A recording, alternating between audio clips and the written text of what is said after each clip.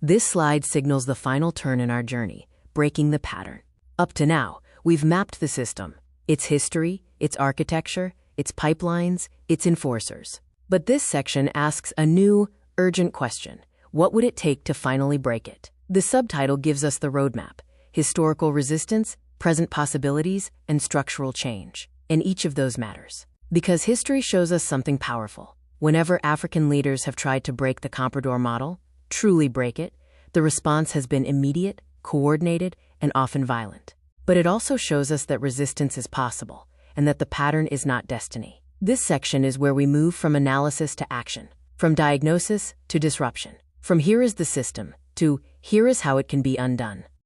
This slide is powerful because it answers a question many people silently carry.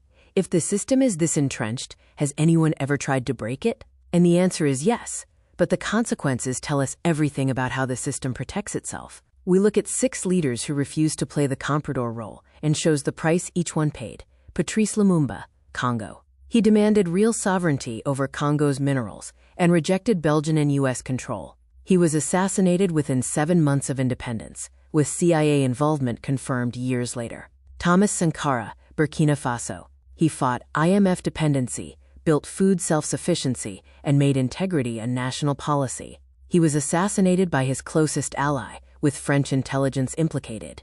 Kwame Nkrumah, Ghana. He tried to industrialize and unite the continent economically. He was removed in a CIA-backed coup while abroad on a peace mission. Samora Machel, Mozambique. He pushed for socialist transformation and resisted apartheid influence. He died in a plane crash near South Africa, with strong evidence of sabotage by the apartheid regime. Chris Hani, South Africa. A socialist visionary who threatened elite economic interests even during the transition from apartheid. He was assassinated in 1993, and with his death, South Africa's radical economic project died too. Jerry Rawlings, Ghana. He fought corruption fiercely. He survived, but the system wore him down, forcing neoliberal policies through IMF pressure. Not all resistance is killed. Some is simply bent back into place. The core insight: this teaches a sobering truth. The Compradors are not the only problem. The architecture that protects them is. Every leader who challenged the structure faced assassination, coups, sabotage, or overwhelming external pressure. Change is possible, but only when the system, not just individuals, is transformed. This slide is one of the most important in the entire module because it answers the big question. If individual heroic leaders can't break the system, what actually can? The quote's from Samir Amin, and his message is the anchor for everything that follows. No individual, not Nkrumah, not Sankara, can dismantle the Comprador system alone. Only structural change can. Then the slide breaks structural change into 4 arenas. 1. Economic architecture. Real transformation begins with laws that force value addition at home, Pan-African industrial planning, sovereign wealth funds that keep commodity cycles internal, and renegotiation of investment treaties that currently trap African states in ISDS courts. These are levers that change incentives, not personalities. 2. Financial architecture. Africa must close the transfer pricing loopholes that bleed billions, enforce global minimum tax rules, build automatic tax info exchanges, reveal beneficial ownership in offshore jurisdictions, and recover stolen assets with no statute of limitations. This is how you shut down capital flight. 3. Political architecture. You cannot break the system without political redesign. Campaign finance reform, transparent asset declarations, independent anti-corruption bodies, and legal protection for journalists and civil society. This is how you weaken patronage and strengthen accountability. 4. Epistemic architecture. This is the most underestimated pillar. African-owned media, curriculum reform, independent research institutions, and language policy that centers African languages. Because whoever controls the narrative controls the future. The core insight. This makes one thing clear. Breaking the pattern is not about better leaders. It's about better structures. Structures that make extraction unprofitable and development unavoidable. This slide is a breath of fresh air because it reminds us of something easy to forget. The system may be entrenched, but it is not invincible. Across the continent, real structural alternatives are already taking shape. Not theories, not slogans, institutions. Let's walk through them. 1. AfCFTA. The African Continental Free Trade Area is the largest trade project since the WTO 54 countries, 1.4 billion people. If fully implemented, it could push intra-African trade from 14% to 35% by 2040. Its real power? It breaks the old pattern where African economies trade outward, not inward. 2. Afreximbank and PAPSS. PAPSS, the Pan-African Payment and Settlement System, allows African countries to trade with each other in local currencies without routing through the US dollar system. This weakens one of the most important pillars of proxy colonialism, external financial intermediation. 3. The Sahel Junta experiment. Mali, Burkina Faso, and Niger have expelled French forces, exited CFA structures, and formed the Alliance of Sahel States. The outcomes are uncertain. Governance is military, human rights records are troubling, but structurally, it's one of the strongest breaks with Francafrique we've seen in decades. 4. Africa CDC and continental health sovereignty. After Africa received only 3% of global vaccine supply in 2021, the Africa CDC launched a plan for continental vaccine manufacturing, the PAVM. By 2026, Africa expects its first large-scale vaccine production capacity. That is what sovereignty looks like. 5. Mobile money as parallel financial architecture. M-Pesa, Chippercash, Flutterwave. Together they process hundreds of billions outside traditional banking systems. 84% of Kenyans are financially included through mobile money. This is a financial system the Comprador Class did not build and cannot fully control. 6. AU Reform Agenda. The Kagame reforms aim to turn the AU into a self-funding, effective governance body, with a 0.2% import levy already being implemented. Progress is slow, but for the first time the AU is trying to reduce donor dependence. The core insight: this shows us that alternatives already exist. The work ahead is not imagining new systems, it's scaling and protecting the ones we've already started. We now makes a powerful shift, because after everything we've uncovered, the history, the coups, the pipelines, the global complicity, it's natural to ask, so what can ordinary citizens possibly do? And this slide gives a surprisingly clear answer. Citizens are not powerless. Citizens are the missing variable. It lays out 6 ways people can help break the Comprador system. 1. Name the system, not just individuals. If we focus only on, quote, corrupt politicians, we miss the architecture. Calling it what it is, a Comprador system, removes the illusion that replacing one leader will change everything. 2. Refuse patronage participation. Every time citizens take money for votes, or rely on ethnic loyalty instead of policy, the system strengthens itself. This is how ordinary people unintentionally become part of the machinery. 3. Build and fund independent institutions. Accountability doesn't survive without independent media, civil society, and research institutions that aren't funded by governments or foreign donors. They are the immune system of democracy. 4. Make economic choices that build local power. Buying from African-owned businesses, investing in African financial systems. Ordinary economic decisions create internal markets strong enough to shrink dependency. 5. Diaspora leverage. Africans abroad have unique influence because the stolen assets of the Comprador elite sit in the countries where the diaspora lives. They can pressure Western lawmakers in ways citizens at home cannot. 6. Insist on structural, not personal, politics. Ask not, is this leader good, but does this policy extract or transform? That single shift changes everything. The core insight: this reminds us that systems don't fall because a hero arrives. Systems fall when citizens stop cooperating with them. This exposes one of the biggest illusions in global governance, the idea that corruption lives in the global south while the global north is clean. The CPI, the Corruption Perception Index, is one of the world's most cited metrics, and yet it tells only one side of the story. That makes the contradiction impossible to ignore. Countries ranked as least corrupt. Switzerland, the UK, the UAE are also the world's top financial secrecy hubs, the very places where stolen African wealth is hidden, laundered, and protected. Meanwhile, African countries rank low on the CPI, not because they are more corrupt in totality, but because the part of corruption they experience happens at home, while the part that completes the crime happens offshore. So the slide gives us the real insight. CPI measures bribery where it occurs, but corruption completes itself where the money lands. In other words, Africa is blamed for corruption it can't finish, and Europe is praised for cleanliness it doesn't practice. The staggeringly high secrecy ratings of Switzerland, 100, the UAE, 85, and the UK, 78, compared to African states like Nigeria, 18, or Kenya, 22, reveal the architecture that makes capital flight possible in the first place. Core insight. This delivers the punchline. Corruption doesn't end at the airport. It ends in Zurich, London, and Dubai. And once you see that, the CPI stops being a measure of morality and becomes a map of where stolen wealth goes.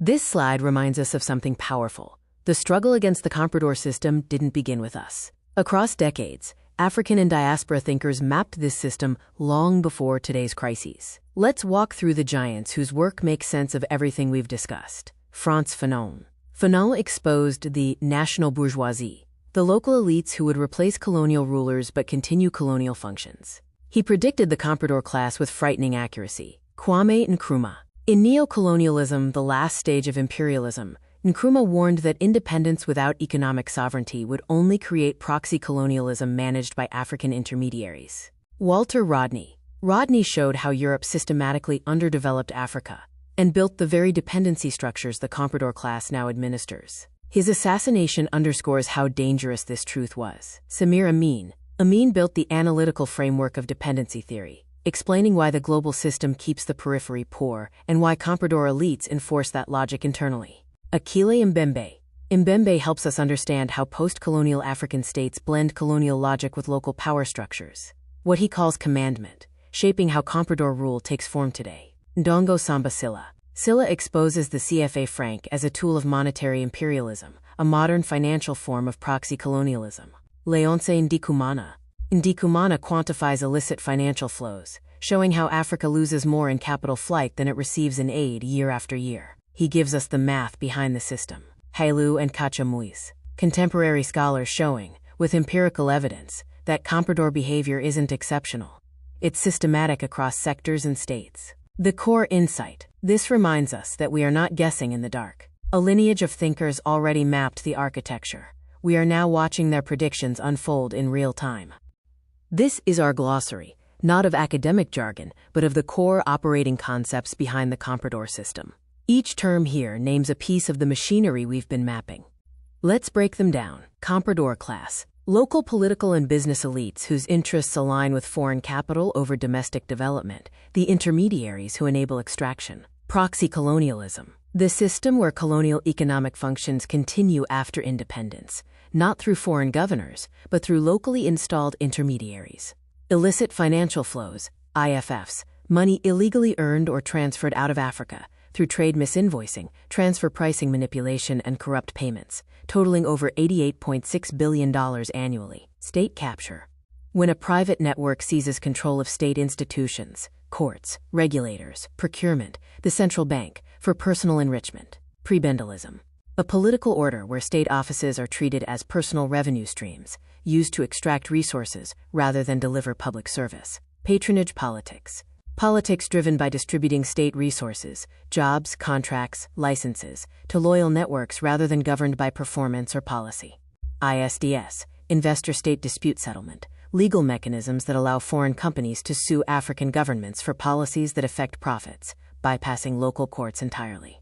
Transfer pricing manipulation. Multinational corporations shifting profits to tax havens through internal mispricing, draining African tax revenues. The core insight. These aren't abstract definitions. They are the vocabulary of the system that keeps Africa dependent. Understanding them means seeing the architecture clearly. This is our bookshelf, the intellectual toolkit for anyone who wants to go deeper than headlines, deeper than opinion, and truly understand the machinery behind the Comprador system. These aren't just books. They're weapons of clarity. Foundational texts. These three works form the intellectual spine of anti-colonial analysis. Fanon, the wretched of the earth, where the concept of the Comprador class in its modern form is first fully articulated. Nkrumah, Neocolonialism, the blueprint for understanding how colonialism mutates after independence. Rodney, How Europe Underdeveloped Africa, the historical evidence behind Africa's underdevelopment as a deliberate process. These three authors literally predicted the system we are living in now, political economy. These works give the structure, the data, the mechanics. Ndikumana and Boyce, Africa's Odious Debts, the Mathematics of Capital Flight. Samir Amin, Accumulation on a World Scale, the Global Logic that Keeps the Periphery Underdeveloped. Sylla, the CFA franc, the Definitive Analysis of French Monetary Imperialism. These books show you not just that the system exists, but how it works. Investigative journalism. Here you find the receipts, names, numbers, bank accounts, documents, ICIJ's Luanda leaks, Global Financial Integrity Reports, OCCRP's corruption investigations. This is where the theory meets the evidence. Contemporary analysis. These books map the modern state. Mbembe, on the post-colony. Bayard, the politics of the belly. Meredith, the fate of Africa. They show how post-colonial power actually behaves. The core insight. This reminds us that nothing in this presentation is speculative. A whole lineage of thinkers, economists, and investigators have already mapped this terrain. We are simply connecting the dots. This brings the entire module to its conclusion, and it gives us a simple but profound contrast. Gatekeeper, right-pointing arrow architect. A gatekeeper stands between Africa's wealth and Africa's people. An architect builds institutions that serve those people instead. This reminds us that the Comprador class did not emerge by accident, and they won't disappear because of outrage alone. They are the predictable outcome of a system designed to reward extraction and punish accountability. And so the message is clear. Africa doesn't need saviors. Africa needs architects, leaders, institutions, citizens, who build structures where development becomes more profitable than extraction and where accountability becomes safer than corruption. This is the pivot point, from diagnosing the problem to imagining the replacement. This is the moment where the whole series clicks into place. It shows that modules 1 and 2 were never meant to stand alone. They are two halves of the same truth. Module 1 explained the architecture of extraction, the warehouse built by colonial powers to drain Africa's wealth, not develop it. Module 2 explained the administrators of that architecture, the Comprador class trained to keep it running. The walks us through the pairings. Extraction architecture, right-pointing arrow Comprador administration. The colonial warehouse still exists. The Comprador class is simply the team hired to run it. Colonial borders, right-pointing arrow ethnic patronage politics. Borders were drawn for imperial logistics, not community. Module 2 shows how elites weaponize those divisions for patronage. Port-oriented infrastructure, right-pointing arrow capital flight infrastructure. Railways were designed to move resources to ports. Today, capital moves the same way. From Lagos to London, Luanda to Paris. Different cargo, same direction, same purpose. Raw commodity export, right-pointing arrow contract capture. Africa still earns only 6% of its cocoa value chain. Whatever remains is eaten again by comprador commissions and inflated contracts. Berlin Conference, right-pointing arrow structural adjustment. The physical map of Africa was drawn externally. Today, the economic map is redrawn through IMF conditionalities and debt programs. Old control replaced with modern tools. The warehouse, right-pointing arrow, the gatekeeper. Module 1, the system. Module 2, the people who run it. Together, they explain why independence changed the flag, but not the function. Core insight. This slide brings the whole narrative home. Africa's underdevelopment is not accidental. It's architectural, and it's administered. Module 3 will now show how money, currency itself, completes the trap. This slide opens the door to the next chapter, Module 3, where we explore something most people never question but absolutely should, how money itself becomes a chain. It outlines 4 parts. 1. The architecture of monetary dependency. We look at how African currencies were designed, from the CFA franc to dollar dependency, not for development, but for external control. Monetary systems can liberate a nation or lock it in place. 2. The IMF conditionality machine. Debt isn't just owed, it's enforced. Module 3 shows how IMF conditions replaced colonial governors, shaping budgets, interest rates, and policy priorities across the continent. 3. Inflation, interest rates, and who they serve. High interest rates don't happen by accident. They protect foreign lenders and hurt domestic entrepreneurs. Module 3 breaks down how central banking often serves external stability over internal growth. 4. Pan-African monetary alternatives. We end with possibility. ECO, digital currencies, and AFCFTA's payment system, concrete steps toward real monetary sovereignty. Core insight. This tells us, if you don't control your currency, you don't control your destiny. Module 3 shows us how Africa can reclaim both.